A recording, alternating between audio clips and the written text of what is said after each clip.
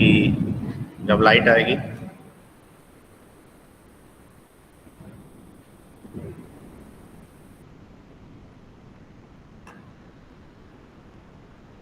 हाँ हॉटस्पॉट भी ले लेंगे भाई, हाँ डेटा होना चाहिए।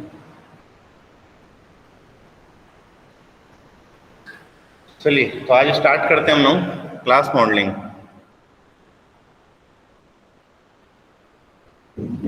सो व्हाट इज क्लास मॉडलिंग? जैसे पिछली क्लास में मैंने देखा था कि class model capture the static structure of a system by characterizing the objects in the system, the relationships between the objects and the attributes operations of each class of object।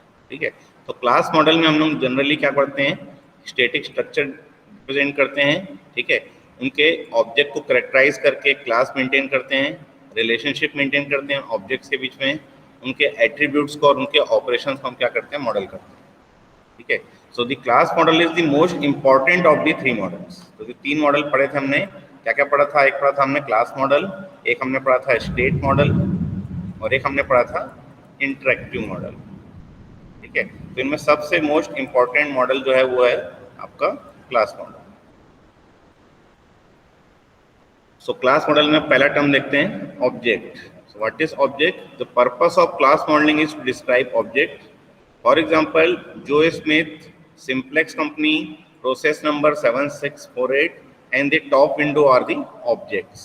So what are the object? An object is a concept, abstraction or thing which with identity that has meaning for an application। ठीक है, तो object जो है वो क्या होते हैं? Generally noun words होते हैं। ठीक है, प्रॉपर नाउन वर्ड्स होते हैं। ठीक है, तो जो भी एप्लीकेशन में आपके नाउन वर्ड्स मिल रहे हैं उनको हम क्या करेंगे, ऑब्जेक्ट बनाएंगे, जिनका कोई मीनिंग निकल रहा हो। ठीक है, और वो ऑब्जेक्ट जो है वो नेम ऑफ ए पर्सन भी हो सकता है, नेम ऑफ ए कंपनी भी हो सकती है। ठीक है, किसी प्रोसेस का नंबर भी हो सकता है।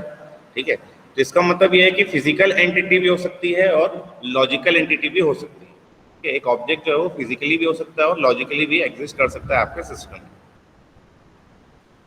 सो objects often appear as proper noun और specific references is problem description and discussion with users.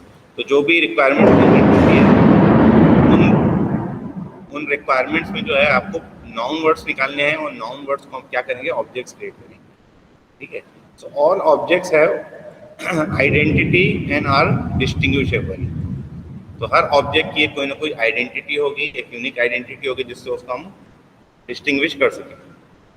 तो the term identity means the objects are distinguished by their inherent existence and not by descriptive property that they may have.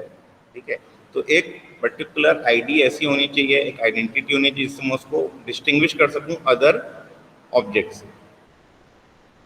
N object is an instance और occurrence of a class. So object को हम generally instance variable भी बोलते हैं। तो what is a class? A class describes a group of objects with same properties. Same properties mean same attributes, behaviour which is operations and kind of relationships and semantics। तो a class is a group of similar objects। ठीक है, similar objects means an object can contain attributes, operations and relationship between those objects। तो उन objects को हम क्या करते हैं, एक entity term करते हैं class। ठीक है, उन क्लास के अंदर ही हम क्या करते हैं, एट्रीब्यूट एंड ऑपरेशंस को डिफाइन करते हैं। और ऑब्जेक्ट क्या रहता है, उस ऑब्जेक्ट जो रहता है उस क्लास का एक इंस्टेंस रहता है। ठीक है, उस इंस्टेंस के एट्रीब्यूट की वैल्यू और उस इंस्टेंस के ऑपरेशंस हम डिफाइन करते हैं। So, for example, person, company, process and window are classes. और इनके ऑब्जेक्ट्स पहले बताए गए हैं। पर्सन का ऑब्जेक्ट जो था वो था स्मिथ, कंपनी का जो ऑब्जेक्ट था वो था सिंप्लेक्स कंपनी, एक नेम दिया गया है कंपनी का। ठीक है, प्रोसेस का आप दिया गया प्रोसेस नंबर 7648, तो ये आइडेंटिफायर दे दिया गया है कि इस पर्टिकुलर आइडेंटिफायर से इस प्रोसेस को आइडेंटिफाई कर सकते हैं। And top window is the object of class window.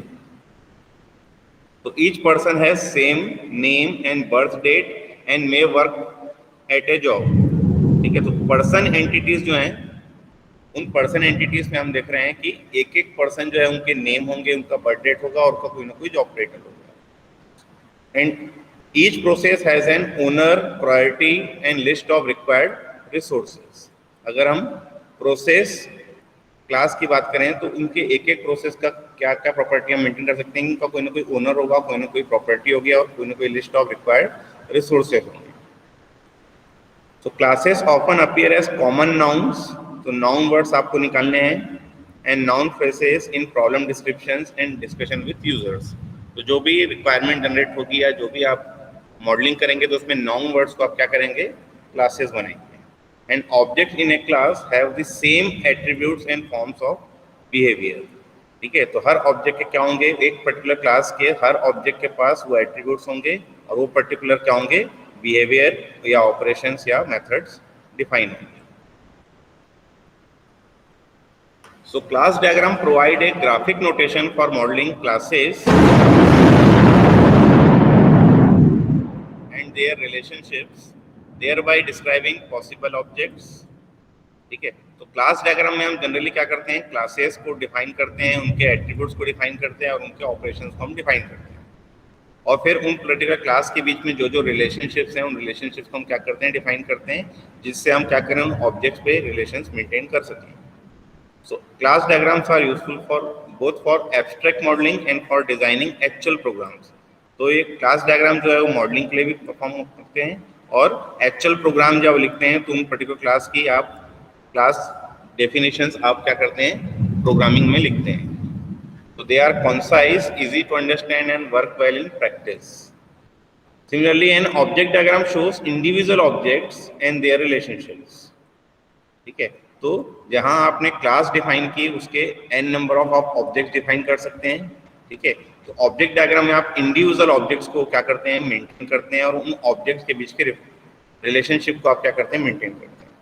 So object diagrams are useful for documenting test cases and discussing examples।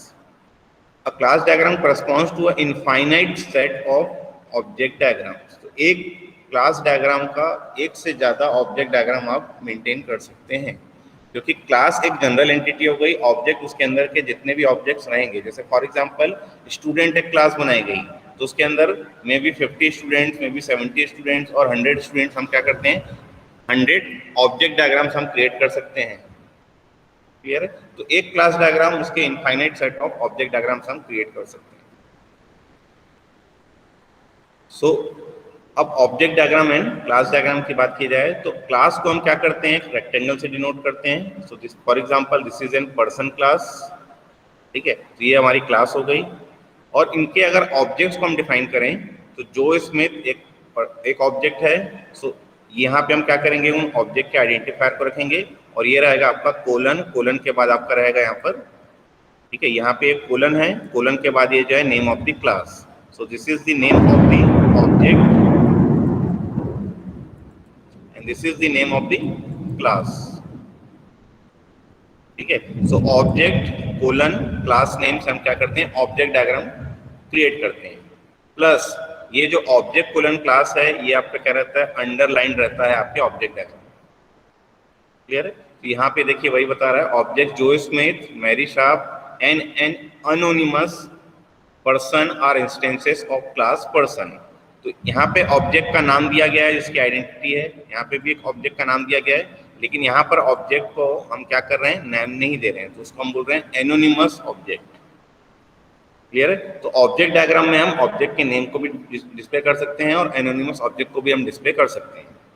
So universal symbol for object is N box with object name followed by a colon and a class name. तो जैसे मैंने बताया, object name colon class name और उसके बाद हम क्या करते हैं, अंडरलाइन करते हैं। Clear, next one is values and attributes. So what are values? So value is an piece of data. तो हर ऑब्जेक्ट की कुछ न कुछ वैल्यूज होंगी, हर एट्रीब्यूट की कुछ न कुछ वो क्या करेगा, वैल्यू कंटेन करेगा। तो you can find values bye examining problem documentation for examples. तो हम क्या करेंगे, जो भी एग्जांपल हमें रिक्वायरमेंट मिलेंगी उनसे हम क्या करेंगे, जो डॉक्यूमेंटेशन मिलेगा वहां से हम क्या कर सकते हैं, वैल्यूज निकाल सकते हैं। ठीक है, so an attribute is a name property of a class that describes a value held by each object of the class. तो नेम प्रॉपर्टी को हम बोलते हैं एट्रीब्यूट और उनके वैल्यूज को हम क्या करते हैं, उन एट्रीब्यूट्स में हम क्या करते हैं, मेंटेन करते हैं। So you can find attributes by looking for adjectives and by abstracting a typical values। जो भी एडजेक्टिव वर्ड्स होंगे वो सब क्या होंगे, उसके वैल्यूज को शो करेगा। क्लियर है? So attributes are of lesser importance and serves to elaborate classes and relationships.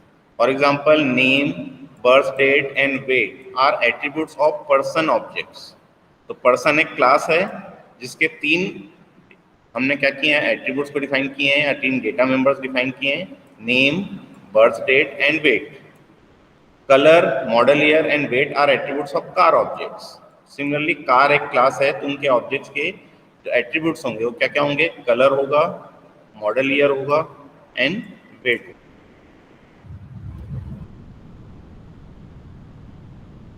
Object, जैसे हम कोई पर्टिकुलर ऑब्जेक्ट को डिफाइन करते हैं तो उसके जितने भी एट्रीब्यूट्स हैं उन एट्रीब्यूट्स में एक एक इंडिविजुअल क्या होगी, वैल्यूज स्टोर करेंगे। For example attribute birth date has a value 21 October 1983 for object Joe Smith. तो ऑब्जेक्ट का नाम जो है वो क्या है, जो स्मिथ है। ठीक है, उसके एट्रीब्यूट वैल्यू जो बर्थ डेट एट्रीब्यूट है उसकी वैल्यू हमने क्या मेंटेन की हुई है, 21 अक्टूबर 1983। सिमिलरली जो हम इसको ऐसा भी पढ़ सकते हैं कि जो phrasing was born on 21 October 1983। Clear है? सो डिफरेंट ऑब्जेक्ट्स में have the same and different values for a given attribute. तो ऑब्जेक्ट्स जो डिफरेंट डिफरेंट ऑब्जेक्ट्स हैं वो सेम वैल्यूज भी कंटेन कर सकते हैं और डिफरेंट वैल्यूज भी कंटेन कर सकते हैं। ठीक है, तो सेम वैल्यूज मतलब अगर मैं स्टूडेंट ऑब्जेक्ट्स की बात करूं तो सबकी ब्रांच सबकी सेम हो सकती है। ठीक है, सेमेस्टर उनका सेम हो सकता है, लेकिन कुछ ऐसी वैल्यूज, कुछ ऐसे एट्रीब्यूट्स होंगे जो उनके डिस्टिंग्विश होंगे। ठीक है, डिफरेंट वैल्यूज कंटेन करेंगे। फॉर एग्जांपल रोल नंबर जो है उनका वो डिफरेंट वैल्यू कंटेन करेगा। तो each attribute name is unique with in a class. ठीक है, तो एक बार आपने क्लास डिफाइन कर दी तो उसके एट्रीब्यूट के नेम आप सेम नहीं रख सकते, एट्रीब्यूट नेम आपको डिफरेंट डिफरेंट रखने पड़ेंगे। ठीक है, डिफरेंट क्लास के आप सेम एट्रीब्यूट नाम रख सकते हैं, लेकिन विद इन अ क्लास एक एट्रीब्यूट का नाम एक ही बार आप रखेंगे, एक से ज्यादा आप नहीं कर सकते। ठीक है, so person and class car में have the attribute called weight. तो पर्सन का भी वेट हो सकता है, कार का भी वेट हो सकता है। ठीक है, तो वो एट्रीब्यूट दोनों में मेंटेन हो सकता है, लेकिन पर्सन के अंदर वेट नाम का एक ही एट्रीब्यूट होगा, पर्सन के अंदर वेट नाम का दो एट्रीब्यूट में मेंटेन नहीं कर सकता। क्लियर है? अब क्लास डायग्राम में हम कैसे मेंटेन करेंगे, तो ये सबसे पहले देखिए क्लास डायग्राम हमने यहाँ पे मेंटेन किया है। Class name person, attribute name, attribute birth date. फिर उनका हमने यहाँ पे क्या किया है, डेटा टाइप बताया है कि नेम जो है वो किस क्लास को बिलोंग कर रहा है, मतलब वो स्ट्रिंग वैल्यूज कंटेन कर सकता है। सिमिलरली बर्थ डेट जो है उसमें हम डेट वैल्यूज कंटेन करेंगे। ठीक है, तो ये हमने क्या मेंटेन किया है, क्लास डायग्राम। अब उसका ऑब्जेक्ट डायग्राम उसकी वैल्यूज के साथ अगर हमें मेंटेन करना है तो पर्सन में एक हमने ऑब्जेक्ट लिया जिसका नाम है जो स्मिथ। जो Smith is an object of class person.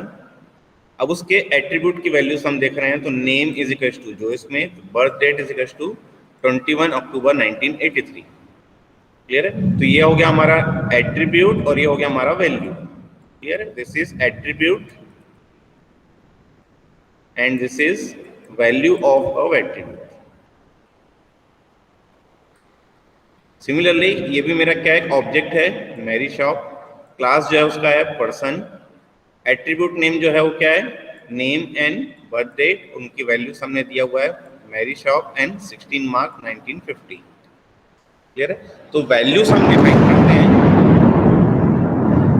Values हम डिफाइन करते हैं ऑब्जेक्ट डायग्राम में। क्लास डायग्राम में हम सिर्फ एट्रीब्यूट और एट्रीब्यूट का हम उसकी क्लास मतलब उसके डेटा टाइप हम क्या करते हैं, डिफाइन करना पड़ता है। क्लियर है? नाउ अब ये बोलता है कि some implementation media requires an object has a unique identifier. ठीक है, तो कुछ इम्प्लीमेंटेशन हम बोलते हैं कि ऑब्जेक्ट का कोई ना कोई यूनिक आइडेंटिफायर होना चाहिए, and this identifier are implicit in a class model. तो कोई भी क्लास आप बनाएंगे तो उस आइडेंटिफायर को वो इम्प्लिसिटली क्या करता है, स्टोर करता है, आपको एक्सप्लिसिटली उसको दिखाने की जरूरत नहीं है। फॉर एग्जांपल अगर मैं एक पर्सन क्लास क्रिएट कर रहा हूँ, उसमें मैंने मेंटेन किया person ID, name, birth date, home, telephone number. तो यहाँ पर पर्सन आईडी को मुझे मेंटेन करने की नीड नहीं है, मैं यहाँ से पर्सन आईडी हटा के ऐसा मेंटेन कर सकता हूँ name, birth date, home, telephone number. ठीक है, तो मुझे क्या है कि आईडी उसमें मेंशन करने की नीड नहीं है, आईडी मेरा इम्प्लिसिटली डिफाइंड रहता है क्लास डायग्राम। ठीक है, क्योंकि हम पहला इंपॉर्टेंट टॉपिक पढ़ चुके हैं कि every object has an identity. तो आइडेंटिटी के लिए आइडेंटिफायर जो है वो एक्सप्लिसिटली हमें दिखाने की जरूरत नहीं है क्लास डायग्राम में, वो उसमें होगा ही होगा। क्लियर है? नेक्स्ट आ जाते हैं ऑपरेशंस एंड मेथड्स। ठीक है, so what is an operation? An operation is a function or procedure that may be applied to or by objects in a class। ठीक है, तो जो पर्टिकुलर प्रोसीजर या फंक्शंस हम अप्लाई करते हैं क्लास के अंदर उसको हम बोलते हैं ऑपरेशन, कि वो एक ऑपरेशन कर रहा है। ठीक है, for example hire, fire and paid event dividend are operations of class company. तो एक कंपनी क्लास बनाई गई है तो उसके अंदर एम्प्लॉयज को हायर किया जाएगा, एम्प्लॉयज को फायर किया जा सकता है, उनको डिविडेंड पे किया जा सकता है, कितना डिविडेंड पे करना है, तो ये सब क्या हो गए, उनके ऑपरेशंस हो गए। तो उन ऑपरेशंस को हम क्या करेंगे क्लास के अंदर मेथड्स के फॉर्म में हम क्या करते हैं इम्प्लीमेंट करेंगे जब हम उनको इम्प्लीमेंटेशन स्पेसिफिक में जाएंगे। ठीक है, अगर हम क्लास डायग्राम की बात करें तो हम वहाँ पर ऑपरेशंस को बताते हैं कि वो उस पर्टिकुलर क्लास में हम क्या क्या ऑपरेशन परफॉर्म कर सकते हैं। So again as in second example, open, close, hide and redisplay are the operations of class window।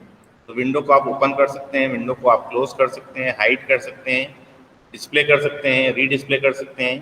तो ये सब क्या हो गए, उनके ऑपरेशंस हो गए इनके विंडो क्लास के। सो all objects in A class share the same operations. ठीक है, तो एक बार आपने एक क्लास डायग्राम बना दिया तो उसके जितने भी ऑब्जेक्ट डायग्राम बनाएंगे उस पर सेम ऑपरेशंस आपको डिफाइन करने पड़ेंगे। हर ऑब्जेक्ट के लिए वही ऑपरेशन डिफाइन करेंगे जो पर्टिकुलर ऑपरेशंस आपने क्लास डायग्राम में डिफाइन किया हुआ है। तो each operation has a target object as an implicit argument. तो उस पर्टिकुलर ऑपरेशन को हम क्या करेंगे, उस पर्टिकुलर टारगेट ऑब्जेक्ट के अनुसार ही क्या करेंगे, कॉल करेंगे। जो भी ऑब्जेक्ट होगा उस ऑब्जेक्ट से ही हम क्या करेंगे, उसको हम कॉल करेंगे। So the behavior of the operation depends on the class of its target। ठीक है, तो जैसे हमने उस ऑपरेशन को कॉल किया तो वो उस क्लास के मतलब जिस पर्टिकुलर क्लास का वो ऑब्जेक्ट है उसी जिस पर्टिकुलर ऑब्जेक्ट से मैं कॉल कर रहा हूँ वो अपने क्लास के ऑपरेशन को ही कॉल करेगा। ठीक है, दूसरे पर्टिकुलर क्लास के ऑपरेशन को कॉल नहीं करेगा। तो जैसे मैं पहले बताया कि एट्रीब्यूट्स जो है वो दो पर्टिकुलर क्लासेस के सेम हो सकते हैं, लेकिन एक पर्टिकुलर क्लास के अंदर सेम एट्रीब्यूट नहीं हो सकता। सिमिलरली एक ऑपरेशन जो है वो दो दो क्लास में डिफाइन कर सकते हैं। तो हम जिस पर्टिकुलर ऑब्जेक्ट से कॉल करेंगे उस पर्टिकुलर क्लास के पर्टिकुलर ऑपरेशन को ही वो क्या करेगा, कॉल करेगा, बाकी ऑपरेशन को कॉल नहीं करेगा। तो ये डिपेंड करता है कि कौन सा ऑब्जेक्ट है और वो किस क्लास का है। तो an object knows its class. जैसे ही आप ऑब्जेक्ट कॉल करते हैं वो अपनी क्लास पता चल जाती है उसको। Hence the right implementation of the operation is called. ठीक है, तो जिस पर्टिकुलर ऑब्जेक्ट से कॉल करेंगे उस ऑब्जेक्ट में इम्प्लिसिटली डिफाइंड है कि वो कौन सी क्लास का ऑब्जेक्ट है, तो वो उसी पर्टिकुलर क्लास के इम्प्लीमेंटेशन को ही क्या करेगा, कॉल करेगा। Similarly the same operation may apply to different classes. तो मैंने जैसे कहा कि डिफरेंट क्लासेस में सेम ऑपरेशंस हो सकते हैं। तो such an operation is polymorphic, that is same operation takes on different forms in different classes. ठीक है, तो सेम ऑपरेशन जो है वो डिफरेंट क्लासेस में मेंटेन करेंगे तो उसको भी हम क्या करते हैं, पॉलीमॉर्फिज्म की तरह ट्रीट कर सकते हैं। So a method is an implementation of an operation of a class. तो जैसे मैंने कहा क्लास डायग्राम में हम ऑपरेशन डिफाइन करते हैं और जैसे ही हम उसको इम्प्लीमेंट करते हैं तो इम्प्लीमेंटेशन समय हम ऑपरेशन को हम डिफाइन करते हैं कि एज एन मेथड। क्लियर है? फॉर एग्जाम्पल द फाइल में है एन ऑपरेशन प्रिंट। तो प्रिंट एक ऑपरेशन भी हो सकता है, उसको हम इम्प्लीमेंटेशन में प्रिंट करके एक मेथड डिफाइन कर सकते हैं। क्लियर है? Similarly N operation may have arguments in addition to is targeted object. तो ऑपरेशन जो है उसमें हम आर्गुमेंट भी एक्सेप्ट कर सकते हैं। तो जैसे हमने ऑब्जेक्ट 22 प्रोग्रामिंग पढ़ी हुई है तो उसमें हम क्या करते हैं, जब मेथड्स कॉल करते हैं या मेथड इंप्लीमेंट करते हैं तो वो मेथड जो है ऑब्जेक्ट रिटर्न भी कर सकता है, वो वैल्यू एक्सेप्ट भी कर सकता है। ठीक है, तो ये वही बता रहा है कि object may have arguments in addition to its target object. Such arguments may be placeholders for values and for other objects। तो यहाँ पे मैं वैल्यूज भी इंसर्ट कर सकता हूँ, अदर ऑब्जेक्ट्स को भी मैं क्या कर सकता हूँ, पास कर सकता हूँ। So the choice of a method depends entirely on the class of target object and not on a object arguments that our operation may have. So when an operation has methods on several classes, it is important that all methods have the same signature. That is the number and types of arguments and the types of result value. ठीक है, तो signature मतलब उनका जो return value है, उनका जो name है और उनके जो आर्गुमेंट्स हैं वो हमारे क्या होने चाहिए, सेम होने चाहिए. Here, for example, print should have file name as an argument for one method and file pointer for another method. ठीक है, तो अलग अलग वो मेंटेन कर सकते हैं. हम प्रिंट के दो वेरिएंट हम क्या कर सकते हैं, मेंटेन कर सकते हैं. The behavior of all methods for operation should not have consistent intent. It is best to avoid using the same name for two operations that are semantically different, even if they apply to distinct set of classes. तो हम क्या कर सकते हैं कि अगर हम दो क्लासेस मेंटेन कर रहे हैं और दोनों में हम प्रिंट मेथड यूज कर रहे हैं, तो दोनों का जो यूज है वो सेम होना चाहिए. मतलब वो ऑपरेशन जो है उसको प्रिंट ऑपरेशन ही होना चाहिए. ऐसे नहीं कि एक मैं प्रिंट लिख रहा हूँ और प्रिंट करके मैं क्या कर रहा हूँ, उसको डिस्प्ले कर रहा हूँ. तो ऐसा इनहेरेंट प्रिंटिंग जो है वो चेंज नहीं करनी चाहिए. ठीक है, ऑल्दो आप कर सकते हैं लेकिन ऐसा इम्प्लीमेंटेशन में हमें चेंज नहीं करना चाहिए. तो अगर आपने सेम नेम के अगर आपने ऑपरेशन डिफाइन किए हैं तो उनका पर्पस भी सेम ही होना चाहिए. ठीक है, for example it would be unwise to use the name invert to describe both the matrix inversion and turning a geometric figure upside down. ठीक है, तो ऐसा हमें मेंटेन नहीं करना है. So in a large project, some form of name scoping may be necessary to accommodate accidental name clashes. ठीक है, but it is best to avoid any possibility of confusion. मतलब आपको क्या करना है, नेम क्लैशेस भी ध्यान में रखने हैं. नेम क्लैशेस मीन्स जब आप प्रोजेक्ट बनाते हैं तो आपको तकरीबन बहुत सारी क्लासेस लग जाती हैं. बहुत सारी क्लासेस के अंदर आप बहुत सारे क्या करते हैं, मेथड ऑपरेशन डिफाइन करते हैं. तो जो ऑपरेशन डिफाइन करते समय कई बार आपको ऐसा लगता है कि मेरे जो ऑपरेशंस हैं उनके नेम सेम हो जा रहे हैं, तो नेम क्लैशेस बहुत जगह हो सकते हैं. तो it is possible to avoid this possibility of confusion. तो उसको कंफ्यूज करने के लिए आप क्या करेंगे, नेम की नेम उसके जो ऑपरेशन के नेम है वो क्या करेंगे, डिफरेंट रखेंगे. अब डिफरेंट रखने के लिए आप ऐसा भी कर सकते हैं कि फॉर एग्जाम्पल आपने एक जगह लिखा है प्रिंट, ठीक है, दूसरी जगह भी आपको प्रिंट देना है, लेकिन अब नेम क्लैशेस का ध्यान रखना है. तो हम क्या करेंगे, प्रिंट अंडरस्कोर यहाँ पे हम क्लास नंबर नेम दे देंगे और यहाँ पे भी प्रिंट अंडरस्कोर क्लास नेम हम क्या करेंगे, दे देंगे. मतलब इसकी क्लास अलग रहेगी, इसकी क्लास अलग रहेगी, तो नेम क्लैशेस मेरा क्या हो जाएगा, हट जाएगा. So for example the person has attributes name and birth date and operations change job and change address. तो यहाँ पे देखिए ये तीन पर्टिकुलर क्लास डायग्राम दिया गया है. पहला है पर्सन, दूसरा है फाइल, तीसरा है ज्योमेट्रिक ऑब्जेक्ट. तीन क्लासेस मेंटेन की गई है. तो जब भी हम क्लास डायग्राम मेंटेन करते हैं हम तीन चीजें मेंटेन करते हैं. पहला जो रहता है वो रहता है क्लास नेम. तो this is the name of the class, that is the person. Second one is the attributes. ठीक है, तो ये जो है name and birth date, these are the attributes of class person. And third one is the operations. ठीक है, so change job and change address are the operations of that person class.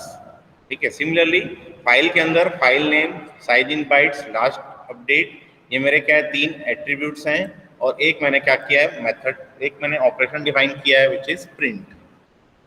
Similarly geometric object में भी दो attribute हो गए और तीन मेरे पास क्या है, इसमें मेथड ऑपरेशंस हैं कि मूव कर सकता हूं मैं, सेलेक्ट कर सकता हूं, रोटेट कर सकता हूं. अब इसमें आप कुछ चीजें ध्यान में देंगे कि यहाँ पर ये जो दो ऑपरेशन डिफाइन किए गए हैं इसमें एक भी आर्गुमेंट नहीं है, इस प्रिंट में भी एक भी आर्गुमेंट नहीं है, लेकिन इन तीनों ऑपरेशन में हमारे पास क्या है, आर्गुमेंट्स हैं. तो ये तीनों आर्गुमेंट एक्सेप्ट कर रहे हैं. तो ये जो मूव है वो क्या कर रहा है, डेल्टा आर्गुमेंट एक्सेप्ट कर रहा है. तो डेल्टा भी क्या है, एक ऑब्जेक्ट है, ऑब्जेक्ट ऑफ क्लास वेक्टर. ठीक है, सिमिलरली सेलेक्ट में भी जो है एक ऑब्जेक्ट है P is of type point, P is an object of type point. और उसके बाद उसका हम क्या कर रहे हैं, एक क्लास डिफाइन कर रहे हैं कि वो वैल्यू क्या रिटर्न करेगा, वो रिटर्न करेगा float value, sorry Boolean value, ठीक है। सिमिलरली रोटेट में भी हमने क्या किया है कि एंगल और फ्लोट और उसकी एक डिफॉल्ट वैल्यू हमने क्या की है, मेंटेन की है। तो डिफॉल्ट वैल्यू मेंटेन की है 0.0। तो 0.0 मतलब ये क्या है, एक वैल्यू कंटेन कर रहा है, ठीक है। मूव जो है वो डेल्टा ऑब्जेक्ट कंटेन कर रहा है, object of class vector. Select भी जो है ऑब्जेक्ट मेंटेन कर रहा है, पी ऑफ क्लास पॉइंट, और वो एक वैल्यू रिटर्न कर रहा है। वैल्यू जो रिटर्न कर रहा है वो क्या है, बूलियन। जबकि रोटेट जो है वो सिर्फ और सिर्फ इनपुट आर्गुमेंट ले रहा है, वो आउटपुट आर्गुमेंट नहीं ले रहा है। और इनपुट आर्गुमेंट क्या है उसका, एंगल, और एंगल जो है वो क्या है, फ्लोट वैल्यू कंटेन करेगा, और उसकी डिफॉल्ट वैल्यू भी दी गई है, वो है 0.0। मतलब अगर उस रोटेट में कोई वैल्यू सप्लाई नहीं की गई तो डिफॉल्ट आर्गुमेंट लेगा 0.0, ठीक है। ये आप लोगों ने ऑब्जेक्ट ओरिएंटेशन में पढ़ा होगा, डिफॉल्ट आर्गुमेंट्स, ठीक है। तो ये वही है डिफॉल्ट आर्गुमेंट्स। ये डिफॉल्ट आर्गुमेंट्स भी आपको क्या है, क्लास डायग्राम में मेंटेन करना पड़ेगा। नेक्स्ट टॉपिक आ जाते हैं लिंक्स एंड एसोसिएशंस। तो links and association are the means of establishing relationships among objects and classes. तो दो ऑब्जेक्ट के बीच में क्या रिलेशनशिप है वो हम लिंक्स एंड एसोसिएशन में हम क्या करते हैं, मॉडल करते हैं। So a link is an physical और कॉन्सेप्चुअल कनेक्शन बिटवीन ऑब्जेक्ट्स। तो दो पर्टिकुलर ऑब्जेक्ट के बीच में एक क्या हम मेंटेन कर रहे हैं, एक मेंटेन कर रहे हैं एसोसिएशन। इस एसोसिएशन को हम बोलते हैं लिंक, ठीक है। तो ये मेरे एक ऑब्जेक्ट है, ये मेरा दूसरा ऑब्जेक्ट है, और इसके बीच मैंने क्या किया है, एक एसोसिएशन मेंटेन किया है। So for example Joe Smith works for simplex company. तो ये जो स्मिथ का ऑब्जेक्ट हो सकता है, ये सिंप्लेक्स कंपनी का ऑब्जेक्ट हो सकता है, ठीक है। और इसके बीच में मैंने क्या किया है, एक मैंने लिंक मेंटेन किया है, और लिंक का नाम क्या है, वर्क्स फॉर, ठीक है। So most links relate to objects but some links relate 3 to और मोर ऑब्जेक्ट्स। तो जनरली जो है लिंक्स हम बाइनरी मेंटेन करते हैं, लेकिन वो टर्नरी भी हो सकते हैं, एनरी भी हो सकते हैं, ठीक है। मतलब एक से ज्यादा ऑब्जेक्ट्स, मतलब दो से ज्यादा ऑब्जेक्ट्स भी हमारे क्या हो सकते हैं, सेम लिंक से हम क्या करते हैं, रिलेट कर सकते हैं। So mathematically we define link as a tuple that is a list of objects, ठीक है, कि कौन कौन से ऑब्जेक्ट को क्या कर रहा है, कनेक्ट कर रहा है। So a link is an instance of an association, ठीक है। तो जहां हम लिंक की बात करते हैं, लिंक मतलब दो पर्टिकुलर ऑब्जेक्ट के बीच का कनेक्शन, उन पर्टिकुलर ऑब्जेक्ट के बीच में जो रिलेशनशिप है उसको हम बोलते हैं लिंक, ठीक है। और कलेक्शन ऑफ लिंक को हम बोलते हैं एसोसिएशन। तो अ link is an instance of an association. So the UML notation for a link in a line between is a line between objects. So एक line हम मेंटेन करते हैं ऑब्जेक्ट के बीच में, and a line may consist of several line segments, and if the link has the name, it is underlined. तो कई बार हम क्या करते हैं, यहाँ पे लिंक का नाम भी डिफाइन करते हैं, सपोज वर्क्स फॉर। जनरली वो जो लिंक रहता है वो इम्प्लिसिट रहता है, लेकिन कई बार हम क्या करते हैं, डिफाइन करते हैं। तो जब हम डिफाइन करते हैं तो उसको हम क्या करते हैं, अंडरलाइन कर देते हैं। क्लियर है। सो नेक्स्ट देखते हैं association. So an association is a description of A group of links, ठीक है। तो सिमिलर लिंक्स को हम क्या करते हैं, ग्रुप कर देते हैं, उसको हम बोलते हैं association. So it is an description of group of links with common structure and common semantics. For example a person works for a company.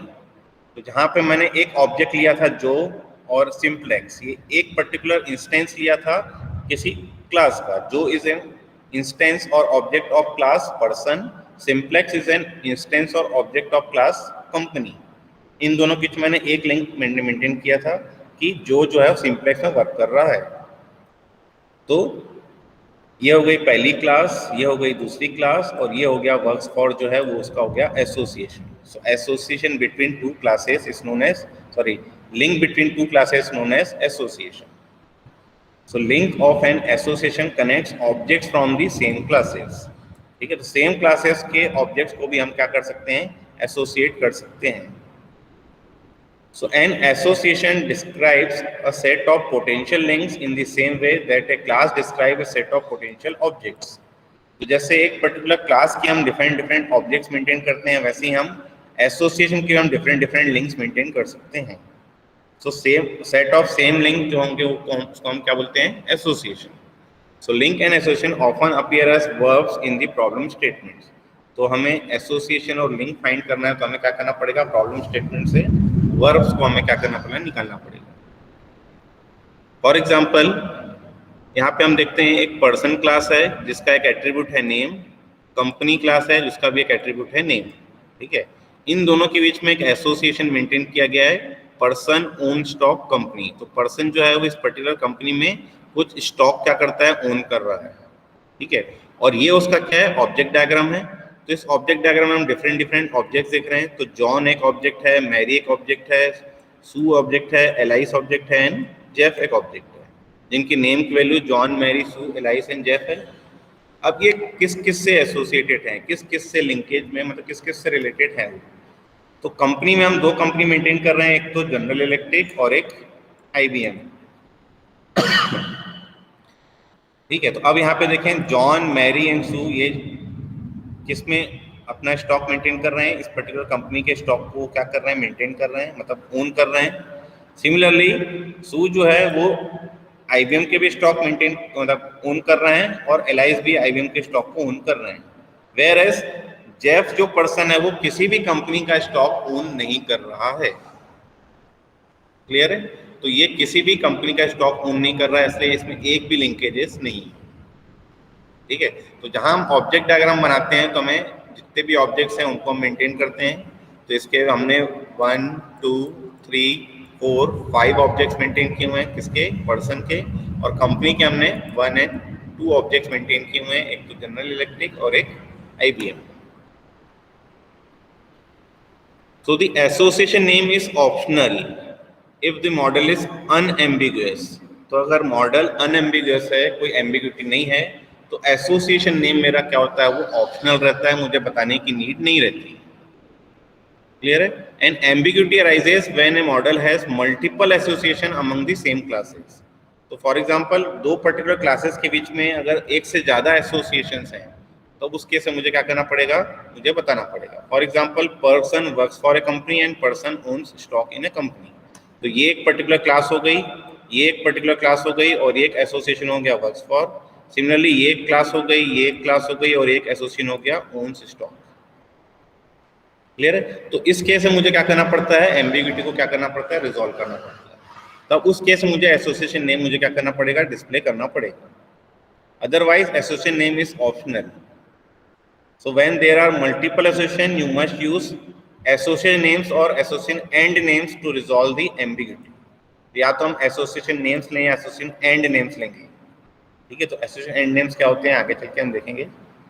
Associations are inherently bidirectional. तो जैसे मैंने आपको पहले कहा कि association जो है वो दो particular entity के बीच में है. ठीक है, दो particular classes के बीच में association हम maintain कर रहे हैं. तो वो क्या होता है, बाई डायरेक्शनल होता है. ऐसे नहीं कि हम यहाँ पढ़ रहे हैं कि पर्सन ओन स्टॉक कंपनी, तो ये हम पढ़ रहे हैं पर्सन टू कंपनी कि पर्सन ने इस पर्टिकुलर स्टॉक की कंपनी, इस पर्टिकुलर कंपनी के स्टॉक को ओन किया हुआ है.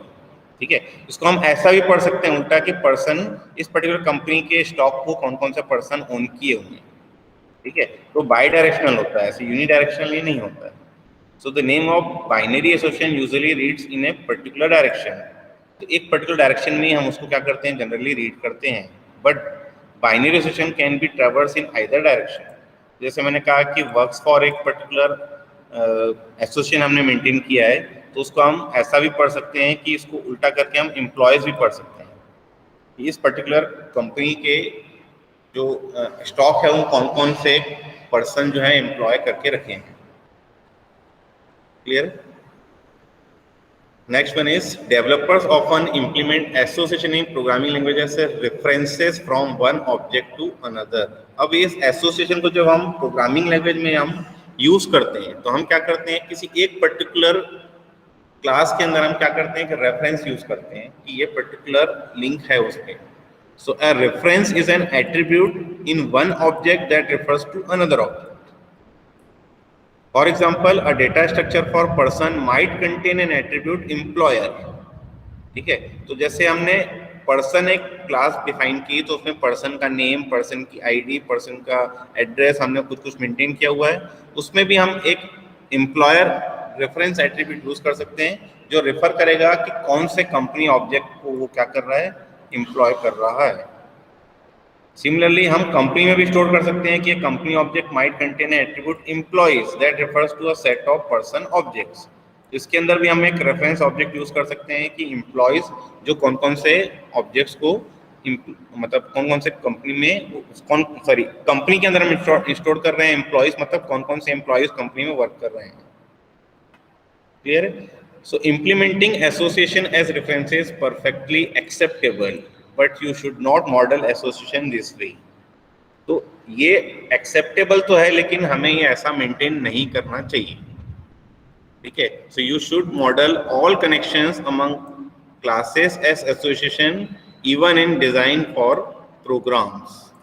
तो हमें क्या करना है, एसोसिएशन के लिए भी अलग से क्या करना, मेंटेन करना चाहिए, एक अलग पर्टिकुलर क्लास मेंटेन करनी चाहिए। So the object-oriented literature emphasizes encapsulation that implements details should be kept private to the class, and we certainly agree with this. मतलब ऑब्जेक्ट ओरिएंटेशन जहां आता है, हम इनकैप्सुलेशन दिमाग में आता है। इनकैप्सुलेशन मतलब हम क्या करते हैं, हर चीज को हम क्या करते हैं, प्राइवेट करते हैं। मतलब इनकैप्सुलेशन मतलब सबसे पहले तो हमें क्या करना है कि एट्रीब्यूट एंड ऑपरेशन को क्लास के अंदर बाइंड करना है, और फिर जब अंदर हमने रखना है तो अंदर हमारे पास 3 एक्सेस स्पेसिफायर्स रहते हैं, एक होता है प्राइवेट, एक होता है पब्लिक, एक होता है प्रोटेक्टेड। ठीक है, तो एसोसिएशन जनरली हम क्या करते हैं, उसको हम प्राइवेट कभी नहीं करेंगे, उनको जनरली हम क्या करेंगे, पब्लिक ही रखेंगे, ताकि उनको अदर ऑब्जेक्ट से भी उसको हम क्या कर सकते हैं, उसको इंटरेक्ट कर सकें। ठीक है, तो एसोसिएशन हम कभी भी प्राइवेट नहीं रखेंगे। जो पर्टिकुलर क्लास के डेटा मेंबर्स हैं उनको हम प्राइवेट रख सकते हैं, लेकिन एसोसिएशन हम उनको हमेशा पब्लिक ही रखेंगे। क्लियर है, ताकि हम उनको बाहर से भी एक्सेस कर सकें। So failure to treat association on equal footing with classes can lead to program containing hidden assumptions and dependencies. तो अगर आपने प्राइवेट कर दिया तो आपका जो है वो बहुत सारी चीजें में प्रॉब्लम आएगी, वो डिफिकल्ट टू एक्सटेंड भी हो जाएगा, डिफिकल्ट टू रीयूज भी हो जाएगा, क्योंकि जहां आपने प्राइवेट कर दिया उसको आप एक्सटेंड भी करते हैं, तो एक्सटेंड जिस क्लास को में उसको आपने एक्सटेंड किया है वहां पे वो यूज होगा ही नहीं, जब तक आप उसको ना तो प्रोटेक्टेड करें ना तो आप पब्लिक करें। ठीक है, अगर आपने प्रोटेक्टेड कर दिया तो डिराइव क्लासेस में यूज कर सकते हैं, उनकी डिराइव क्लासेस में भी यूज कर सकते हैं। अगर आपने पब्लिक कर दिया तो आप हर जगह से यूज कर सकते हैं। नेक्स्ट टर्म आता है multiplicity. So multiplicity specifies the number of instances of one class that may relate to a single instance of an associated class. तो नंबर ऑफ इंस्टेंस, एक पर्टिकुलर क्लास के कितने इंस्टेंसेस अलग क्लास के कितने instances साथ आपका एसोसिएटेड है, उसको हम बोलते हैं multiplicity. So multiplicity constants the number of related objects, कितने ऑब्जेक्ट से रिलेटेड हैं उनको हम बोलते हैं multiplicity. The literature often describe multiplicity as one और many.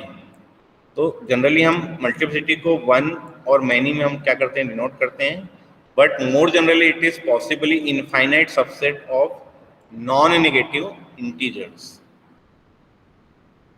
Explicitly list multiplicity at the end of association lines. तो जो एसोसिएशन लाइन मेंटेन कर रहे हैं दो पर्टिकुलर क्लास के बीच में, इन पर्टिकुलर क्लास के बीच में हम क्या करते हैं, जो एसोसिएशन लाइन मेंटेन कर रहे हैं इनके ही एंड में हम क्या करते हैं, मल्टीप्लिसिटी को डिफाइन करते हैं। So the UML specifies multiplicity with an interval such as 1 को हम पढ़ते हैं exactly 1 dash 0 that is 1 or more, and 3 dash 5 means 3 to 5 inclusive, मतलब 3 भी included है 5 भी included है। तो हम यहाँ पर मेंटेन कर रहे हैं 3 dash 5, मतलब यहाँ की एक पर्टिकुलर ऑब्जेक्ट यहाँ के मिनिमम 3 से और मैक्सिमम 5 से क्या हो सकता है, एसोसिएटेड हो सकता है। क्लियर है, तो 3 जो होता है वो मिनिमम होता है, 5 जो होता है वो मैक्सिमम होता है। So the symbol star is an shorten notation that denotes many. तो अगर मेरे को पता है कि ये 3 से एसोसिएट होने वाला है, 5 से एसोसिएट होने वाला है, तो मैं यहाँ पे क्या करूंगा, 3 to 5 लिखूंगा या 3 लिखूंगा या 5 लिखूंगा। लेकिन अगर मुझे पता ही नहीं है तो हम क्या करते हैं, जनरली यहाँ पर हम स्टार से डिनोट कर देते हैं, ताकि ये मेंटेन होए कि ये पर्टिकुलर ऑब्जेक्ट यहाँ के मल्टीपल ऑब्जेक्ट से एसोसिएटेड है। अब इसका हम एग्जांपल देखते हैं। First is many to many multiplicity. Many to many means one person owns stock for many company, and one company के एक से ज्यादा पर्सन ने क्या किया है, स्टॉक ओन करके रखा हुआ है। तो एक कंपनी मैनी पर्सन्स, एक कंपनी के एक से ज़्यादा स्टॉक होल्डर्स हैं पर्सन्स, और एक पर्सन जो है एक से ज़्यादा कंपनी के भी स्टॉक को होल्ड करके रखा है। तो हम क्या कर रहे हैं, यहाँ पर भी स्टार लगा रहे हैं, यहाँ पे भी स्टार लगा रहे हैं, मतलब यहाँ से भी मैनी है, यहाँ से भी मैनी है। ठीक है, यहाँ पे देखिए ऑब्जेक्ट डायग्राम में भी तो आप देखेंगे कि एक पर्टिकुलर पर्सन जो है वो दो पर्टिकुलर कंपनी के स्टॉक होल्ड करके रखा है। सिमिलरली एक पर्टिकुलर कंपनी के स्टॉक को दो लोग भी होल्ड कर सकते हैं। ठीक है, और इसमें मैनी टू मैनी का मतलब ये नहीं है कि कोई ना कोई उसमें स्टॉक होल्ड करेगी, जरूरी नहीं है। यहाँ पे देखेंगे अगर जेफ है तो वो किसी भी कंपनी के स्टॉक को होल्ड नहीं करके रखा है। क्लियर है? Second means 1-to-1 multiplicity. और 1-to-1 मल्टीप्लिसिटी मीन्स यहाँ भी 1 है, यहाँ भी 1 है। एक कंट्री का एक ही कैपिटल सिटी होगा, एक कैपिटल सिटी का एक ही कंट्री होगा। तो ये मेंटेन किया गया क्लास कंट्री, एट्रीब्यूट मेंटेन किया गया नेम। ये भी कैपिटल सिटी क्लास है, उसका एक कैपिटल नेम हमने क्या किया, मेंटेन किया हुआ है। उनके बीच में एसोसिएशन मेंटेन किया है, country has capital city, this is the name of the association. और इस एसोसिएशन की मल्टीप्लिसिटी क्या है, 1-to-1। एक कंट्री का एक कैपिटल सिटी होगा और एक कैपिटल सिटी का एक ही कंट्री होगा। क्लियर है? तो अब यहाँ पर 1-to-1 है, मतलब एक कंट्री का एक कैपेसिटी होगा ही होगा और एक पर्टिकुलर कैपेसिटी का एक पर्टिकुलर कंट्री होगा ही होगा। यहाँ पे एक 1 दिया गया है। 1 दिया गया है मतलब जरूरी है कि वो उस पर्टिकुलर कैपिटल सिटी में, मतलब उसका कोई ना कोई कैपिटल सिटी हो या उस पर्टिकुलर कैपिटल सिटी का कोई ना कोई कंट्री हो। ठीक है, तो ऑब्जेक्ट डायग्राम में this is the name of the object, Canada, France, Senegal, and these are the capital cities, Ottawa, Paris and Dakar. Next आ जाते हैं 0-to-1 मल्टीप्लिसिटी। तो 0-to-1 मतलब अब यहाँ पे हम देखें, ये एक वर्क स्टेशन क्लास है, एक विंडो क्लास है। ठीक है, दो क्लासेस हैं। अब यहाँ हम देख रहे हैं कि एक वर्क स्टेशन के 0 से लेकर 1 विंडो हो सकते हैं। मतलब एक वर्क स्टेशन का जरूरी नहीं है कि विंडो हो, लेकिन अगर विंडो है तो मैक्सिमम एक ही विंडो होगा।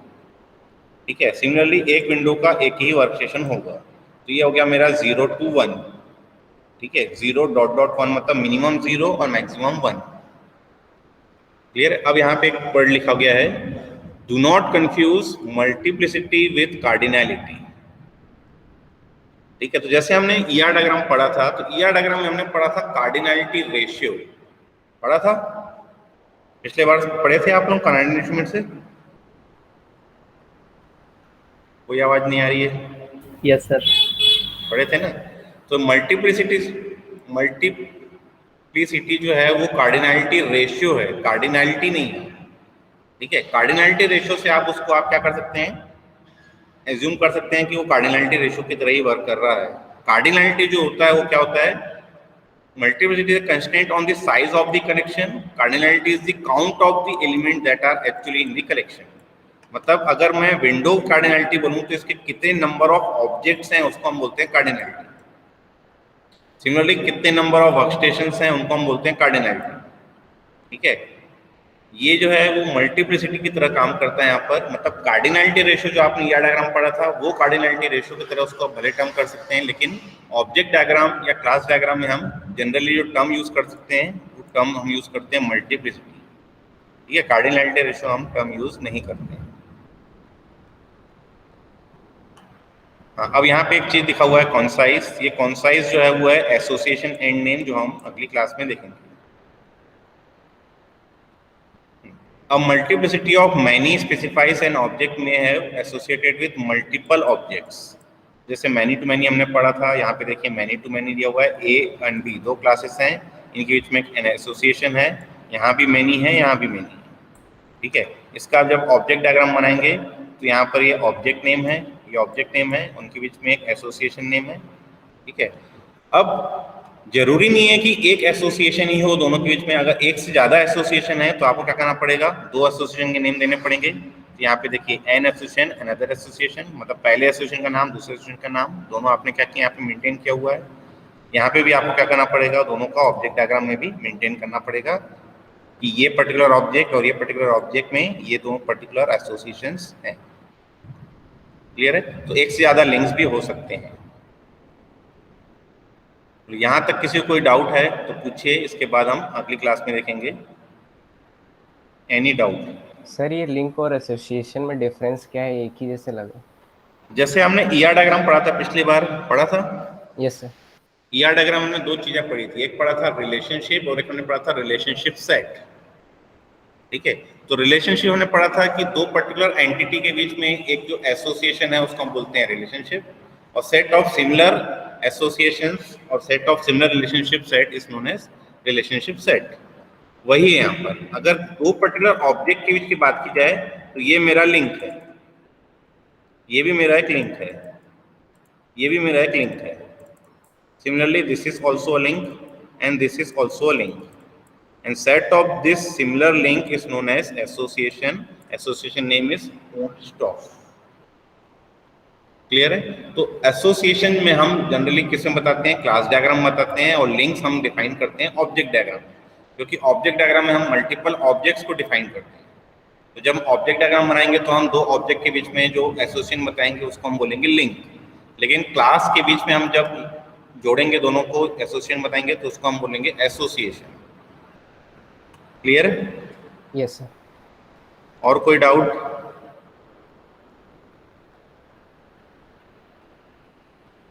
उसमें भी कुछ कॉन्सेप्ट और बचे हुए हैं, अगली एक क्लास और लगेगी, उसके बाद हम क्लास डायग्राम बनाना स्टार्ट करेंगे।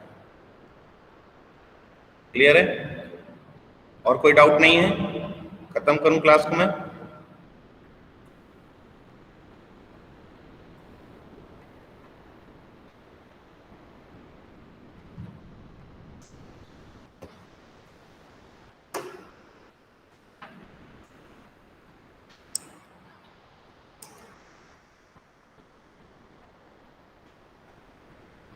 आप लोगों को रोल नंबर पता चल पाया कि नहीं अभी तक? Roll number